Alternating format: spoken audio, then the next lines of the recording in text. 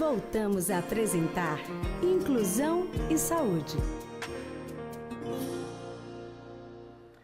De volta com Inclusão e Saúde, e agora a gente recebe aqui no programa a psicopedagoga institucional Rosiane Santos. Ela é psicopedagoga institucional da APAE de Aracaju.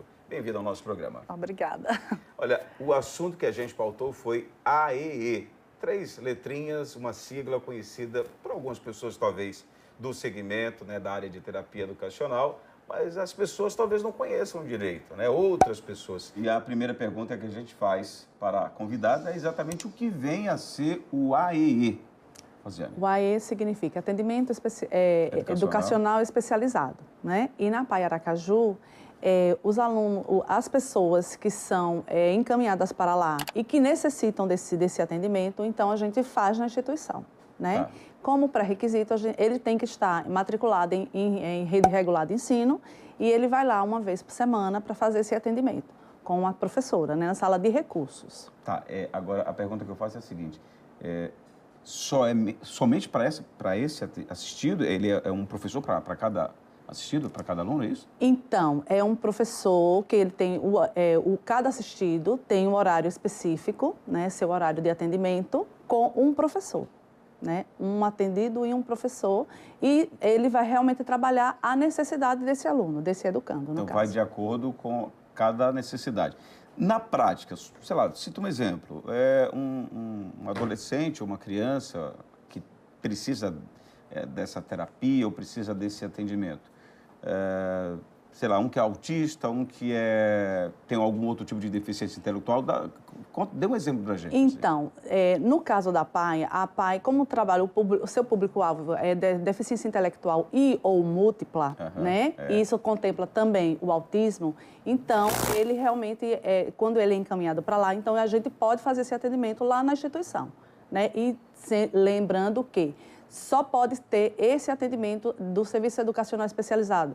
Só pode ter um. Por quê? Porque a gente tem o atendimento, a gente responde ao censo escolar. Então, quando, de certa forma, quando cruza as informações, aí a gente que se percebe que ele tem 2 atendimentos, então ele tem que automaticamente ser excluído de um. Quando você fala 2 atendimentos, para ficar mais claro, em que sentido? 2 atendimentos educacionais especializados. Ah, entendi. Entendeu? Então ele tem que ter um atendimento educacional regular. Na escola, né, a gente já falou muito aqui no programa sobre isso, doutor André Cazuga, você já orientou, inclusive as escolas não podem negar, né, de hipótese alguma, esse tipo de atendimento para as escolas privadas, públicas principalmente, mas as escolas privadas também. E aí, no contraturno, ele tem o atendimento educacional especializado lá na APAE, uma vez por semana. Uma vez por semana. Mas ele não pode ter isso em outras entidades semelhantes. Não, porque assim, a lei sempre disse que preferencialmente ele tem que estar na própria rede. Ou seja, se o Estado ou o município disponibiliza e esse assistido, ele tem acesso à própria rede onde ele está inserido, então ele não pode ficar na APAE Aracaju. Né? Ele não tem que ter outro atendimento educacional especializado. E já que, se ele não tem esse atendimento, então, com certeza, ele é inserido na instituição. A depender também da questão das vagas, né? Porque, sim, claro, vai de acordo com a disponibilidade. Com a disponibilidade. Hoje, não sei se você tem esse número, mas aproximadamente quantos são atendidos na APAE? São 25. 25? Isso. Olha, é um número razoável, a gente pode dizer? Sim, razoável. Considerando a estrutura que a APAE dispõe hoje. Com certeza. Tá, mas, por exemplo, quais são os ferramentais que vocês utilizam e que isso acaba ajudando no desenvolvimento? Então, os recursos, no caso, né, são os recursos. A gente utiliza as pranchas, né, de acordo com a necessidade específica desse aluno, né? Por exemplo, algum pode ter a necessidade de trabalhar mais a questão da memória, né? Outros na questão da coordenação motora. Então, a gente vai construir recurso, né, que muitas vezes a gente realmente constrói, e de acordo com essa necessidade desse aluno. Se ele precisa, se for uma coisa mais pedagógica, no sentido de sequência numérica ou uma coisa do tipo, então a gente constrói esse recurso e é trabalhado com ele, dentro da necessidade dele. Por isso que ele é individualizado, porque precisa realmente dessa atenção, né, focada para ele, dentro da necessidade que ele traz. Agora, e a evolução? Como é que isso é medido, é mensurado? Então, a gente tem os acompanhamentos, no caso, através de relatórios. Então, a gente faz esses relatórios, a gente está sempre se articulando com a escola, à medida do possível, né, com a família, que é fator Eu primordial. já ia lhe fazer essa próxima pergunta. Onde é que entra a família nessa história e que tipo de contribuição ela pode dar? A contribuição tem que ser a contribuição máxima. Por quê? Porque é a família que, de fato, é a base, né? Muitas vezes, a família tem que estar estimulando, porque o verdadeiro estímulo tem que começar de casa, né? Inclusive, a participação da família é o quê? Realmente é o reforço.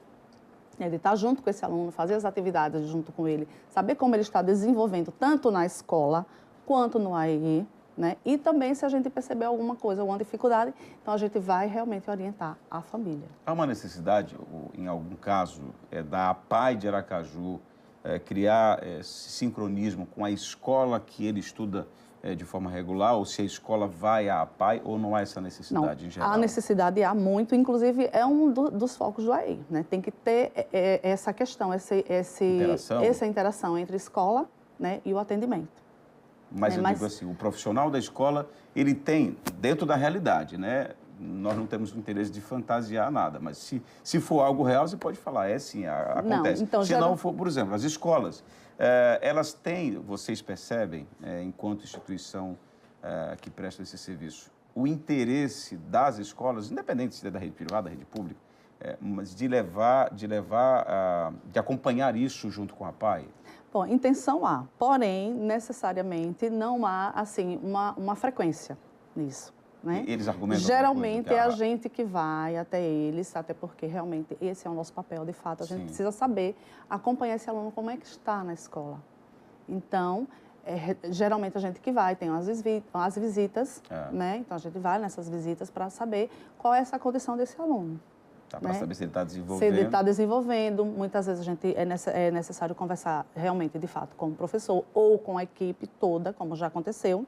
O trabalho é feito em loco mesmo, na escola. Exatamente. E muitas vezes, como a gente tem a questão dos profissionais de saúde na instituição, então quando a gente percebe essa necessidade, inclusive a gente já pede, já solicita esse atendimento e, inclusive, muitas vezes a gente já fez até intervenção junto à escola também. O que muito interessante. Tem gente que não percebe, né? Às vezes pensa que é o pai levou o menino lá para a APAE. Tá aqui, vai cuidando. Vai ter AE ou não é AE? Só é saúde, ou seja o que for, é terapia educacional. Aí, às vezes, quem está de fora não tem noção de que esse trabalho aí de bastidor, que além de ser necessário, ele tem que ser executado. Por isso que eu perguntei se as escolas também fazem isso, porque eu acho que deveriam. Né? Assim como a APAE tem isso como premissa, né? como meta para estar acompanhando lá em loco, as escolas deveriam ir lá para a APAE para dizer assim, ó, como é que está o desenvolvimento dele aqui? Eu não sei, talvez a logística não facilite, no caso de escola pública principalmente, então né, você vai muito do interesse. A questão muitas vezes não é nem questão de interesse, realmente é questão de logística, é questão dos recursos que realmente são bem escassos, né? Tem essa questão. Mas, assim, a necessidade há e é importante, e é que, de fato, para acontecer isso. Mas é por isso que eu estou dizendo que a APAE tem isso como meta, porque tem muitos deles, e eu queria que você pudesse falar nesse sentido, que além de ter esse atendimento, né, do AE, eles têm lá disponíveis, tem para eles disponíveis lá, toda a equipe multidisciplinar, inclusive de saúde. O que acontece? Porque depende de cada necessidade deles, né? Então, alguns deles realmente são incluídos nessa questão da saúde, né? Tem os atendimentos da terapia, porém, tem 2 deles que a gente atende, tanto atende a professora da sala de recursos, quanto também, no caso da terapeuta ocupacional, que é um trabalho de parceria, que foi realmente estabelecido por algumas dificuldades apresentadas na sala de recursos. Mas em relação à frequência? Então, a relação à frequência, na maioria das vezes, ele é muito grande a frequência em relação a isso. Porque, assim, às vezes acontece de outras pessoas quererem, porque tem um limite também, né? Você falou, tem 25 que hoje participam do atendimento educacional especializado. Mas quantos outros também não poderiam ou gostariam de estar lá? E não tem como fazer isso, porque, como você citou, tem que ser um professor, né, um terapeuta educacional, para ser mais correto, para cada aluno desse. Então, mas a gente geralmente trabalha em equipe. Por exemplo, quando esse assistido chega à instituição, então, a porta de entrada dele é o quê? O serviço social, né? Então, a partir do momento que ele traz os encaminhamentos, então o pessoal do serviço social, eles já encaminham, né, para o setor responsável. E aí, o que acontece? Dentro disso, Quando a gente percebe realmente essa necessidade de estar fazendo essa comunicação entre os setores, então a gente faz de fato, né? Então o serviço social está sempre disponível na questão da saúde, ou da saúde não, da família, sim. né? E está sempre também na questão da saúde quando a gente precisa de alguma intervenção da saúde. Então, a gente prioriza isso. Bom, tudo isso que a gente está falando, e é só para reforçar o que a gente já disse aqui no programa várias vezes, mas agora aproveitando a presença da Rosiane Santos, que é psicopedagoga institucional da APAE, tudo isso é oferecido à sociedade gratuitamente. É uma prestação de serviço de quase 50 anos, agora em agosto a APAE completa 50 anos, e pouco mais da metade dessa história está nas costas também da Rosiane, porque você já completou 27 anos lá? Sim. 27 anos trabalhando, dedicada ali à APAE de Aracaju, passando por altos e baixos, e olha que tiveram uns períodos aí que foram baixíssimos, que eu sei, eu pude acompanhar, e aí segurando a onda, segurando o barco, e está aqui um exemplo de dedicação. Não preciso florear demais, mas ela sabe, e esse reconhecimento tem que ser registrado. Ela é uma dessas tantas profissionais que existem lá na APAE, que são pessoas dedicadas por amor à causa mesmo. Claro, são profissionais que precisam receber seu dinheiro em dia, seu salário, remuneração,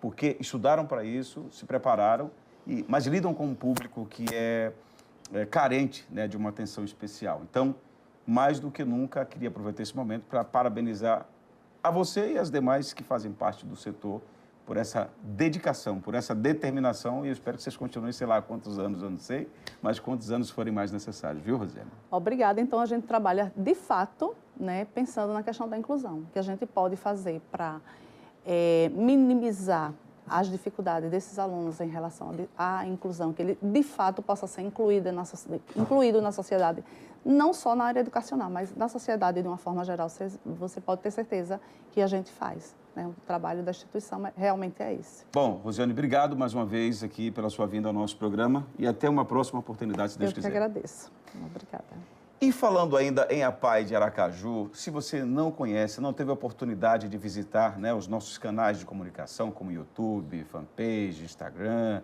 enfim, olha, é importante que você interaja com a gente. Inclusive, você quer mandar, né, alguma mensagem? Olha o número do nosso WhatsApp aqui na tela. Manda, diz o que você está achando do programa, sugere pauta, né? Diz o que você gostaria que o programa abordasse. Mas antes mesmo da gente fazer o encerramento, se você não conhece a APAE ainda, se você ainda não ajuda a APAE de Aracaju, veja quanta coisa boa é feita lá. Então, saiba como contribuir com a nossa entidade. Acompanhe. Oi, eu sou Kátia Lucena, uma das assistentes sociais da APAE. Estou aqui no momento fazendo um acolhimento com uma usuária que veio do interior e essa é a nossa atividade do dia a dia. Além de acolhimento, anamnese, essa é uma das nossas funções. E para que esse trabalho continue, nós esperamos a doação de vocês. Ligue para o nosso número 3205-4600 e faça a sua doação. Tá vendo? É simples, né? Você pode ser também um contribuinte, seja mensal ou seja eventual. O importante é você dar a sua parcela de contribuição para uma entidade que preza pela inclusão, pela saúde, pela assistência social. Vale a pena, eu recomendo. Nosso programa fica por aqui, lembrando, sempre aos sábados às 8 da manhã e nas segundas às 9 da manhã com a reprise. Obrigado a toda a nossa equipe pelo esforço, pelo empenho, a dedicação também. Essa equipe da TV APNP é muito aplicada mesmo naquilo que se propõe. Então, fiquem todos com Deus. Até a próxima edição, claro, também, se Deus quiser. Você assistiu Inclusão e Saúde, uma realização APAE de Aracaju.